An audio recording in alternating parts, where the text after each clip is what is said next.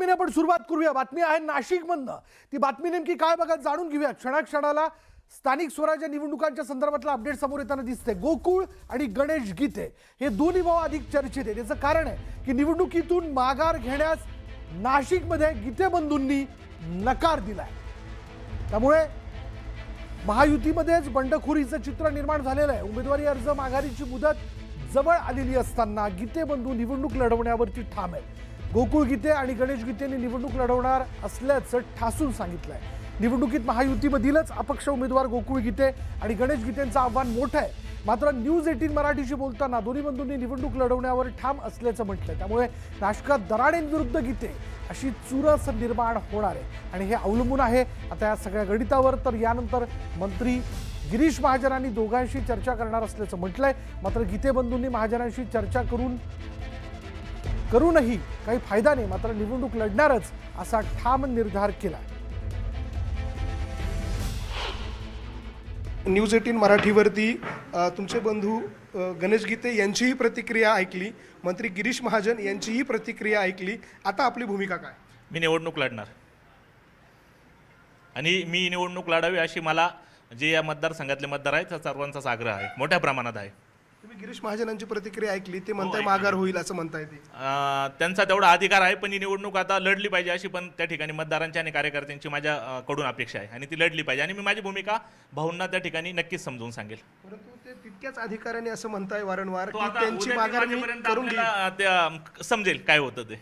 परंतु ते इतक्या हक्काने सांगताय मी वाटतं। सांगितलं त्यांचा 100% हक्क आहे, पण मी त्या ठिकाणी या मतदारसंघामध्ये मागच्या 8 वर्षात झालेला जो काही कामांचा लेखाजोखा आहे विद्यमान आमदारांच्या माध्यमातून तो त्यांना मी त्या ठिकाणी सांगेल।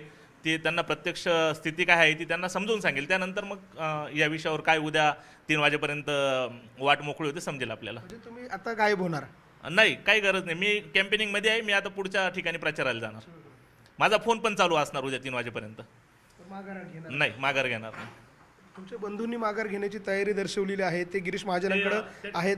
ते भारतीय जनता पार्टीचे सक्रिय सदस्य आहे आणि गिरीश भाऊंच्या निकटवर्ती आहे आणि कदाचित भाऊंनी त्यांना सांगितलं तर त्यांना कदाचित भाजपाचे सक्रिय सदस्य असल्यामुळे तो धर्म त्यांना पाळावा लागेल। पण तसं मी कुठेही त्या ठिकाणी सक्रिय सदस्य नसल्याने मला तो नियम लागू होत नाही। परंतु गिरीश महाजनांच्या प्रेमाचा, त्यांच्या अधिकाराचा नियम तर लागू होतो ना? 100% लागू होतो ना। मग मी तेच सांगतो तुम्हाला, उद्या 3 वाजेपर्यंत तुम्ही वेट अँड वॉच करा, मग काय भूमिका आहे ती स्पष्ट होईल उद्या 3 वाजेनंतर।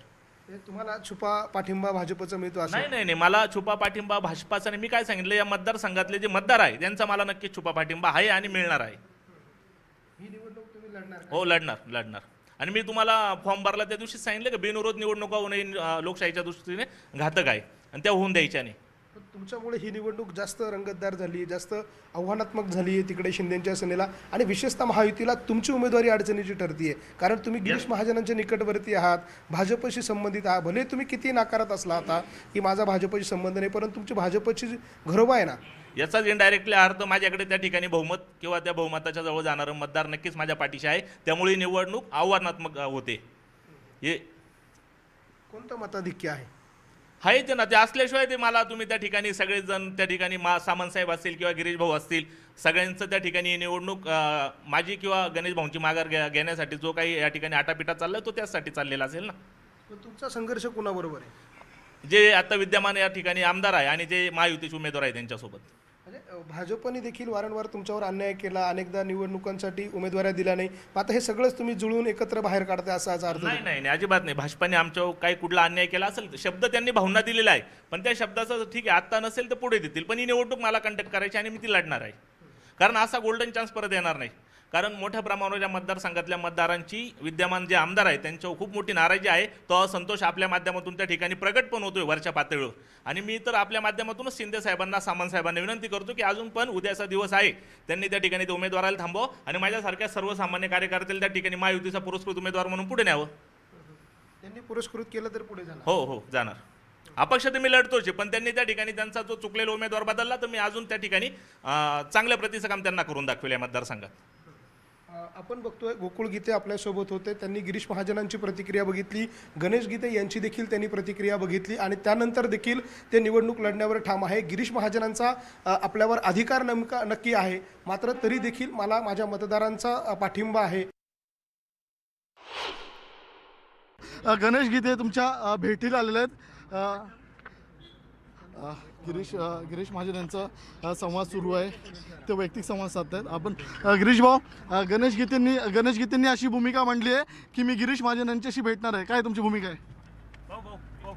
गणेश गीते या ठिकाणी आलेले आहेत नाशिकहून. अजून माझी त्यांची भेट झाली नाही. कर्जरसामध्ये मला एक सीटूचा मोर्चा आहे आझाद मैदानावर. मी तिथे त्यांना भेट देऊन पुन्हा इकडे या ठिकाणी येईल, त्यावेळेला मी त्यांच्याशी बोलणार आहे. उदय सामंत यांनी अशी भूमिका मांडली की गणेश गीते यांची जबाबदारी आम्ही गिरीश महाजन यांच्यावर दिलेली आहे. काय तुम्ही भूमिका मांडाल? गणेश गीतेंना अर्ज मागे घेण्यासाठी तुम्ही सांगणार आहात का? निश्चित आम्ही महायुतीमध्ये सगळ्या जागा लढतो, 17 जागा. आमचे नेते माननीय मुख्यमंत्री महोदय आहेत, दोन्ही उपमुख्यमंत्री आहेत, सर्वांशी बोलत आहेत. ज्या ठिकाणी ज्या पक्षाच्या लोकांनी अधिकृत जे सगळे सदस्य आहेत किंवा पदाधिकारी आहेत ज्यांनी फॉर्म भरलेले आहेत त्यांना आम्ही विनंती करतो, त्यांना सांगतोय की फॉर्म मागे घ्या. ज्या पक्षाला जागा सुटलेली आहे अधिकृत त्या पक्षाचाच उमेदवार त्या ठिकाणी राहील. गोकुळ गीते ठाम आहेत आणि गणेश गीते पण ठाम आहेत. त्यांचं असं म्हणणं आहे की दोघांपैकी एक बंधू हा निवडणुकी लढण्यावरती ठाम असणार आहे. मला वाटतं आधी मी त्यांच्याशी बोलतो, ते बोलल्यावर माझं त्यांचं बोलणं झाल्यावरच मला काही सांगता येईल. माझी त्यांची अजून भेट झाली नाही, ते आलेले आहेत इथे. पण मी फक्त त्या सीटूचा मोर्चा त्या ठिकाणी आठवण लागेल ज्या ठिकाणी येतो आहे. तुम्हाला संकट मोचक म्हणलं जातं. भाऊ, तुम्ही गणेश गीतेंबरोबर संवाद साधणार आहात का? गणेश गीते तुमच्या समोरच आहेत. भाऊ, गणेश गीते तुमच्या समोरच आहेत. सांगतोय, मीच त्यांना बोलवलेलं आहे या ठिकाणी भेटायला. ते आलेले आहेत, मी त्यांच्याशी संवाद साधणार आहे. अजून माघार उद्या आहे. मला वाटतं निश्चित अजून मार्ग निघेल, कुठे आमच्यामध्ये बंडखोरी होणार नाही. मुख्यमंत्र्यांशी तुम्ही संवाद साधलाय का? भाऊ, मुख्यमंत्र्यांशी तुम्ही संवाद साधलाय का? कारण त्यांचं असं म्हणणं आहे की मागच्या निवडणुकीला मला शब्द दिला होता विधान परिषदेचा, या निवडणुकीला मला शब्द हवाय. तुम्ही मुख्यमंत्र्यांशी संवाद साधणार का गणेश गीते यांच्यासाठी? निश्चित माननीय मुख्यमंत्री सुद्धा म्हणजे मी त्यांच्या संपर्कामध्ये आहे. मी त्यांच्याशी सुद्धा बोलेल, माननीय शिंदे साहेबांशी सुद्धा मी बोलतो आहे. असा कुठलाही विषय नाही आहे. मला वाटतं सर्व व्यवस्थित होईल.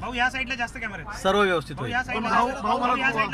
भाऊ, मला तुम्ही सांगा, गोकुळ गीते, गणेश गीते दोघेही निवडणूक लढण्यावरती ठाम आहेत.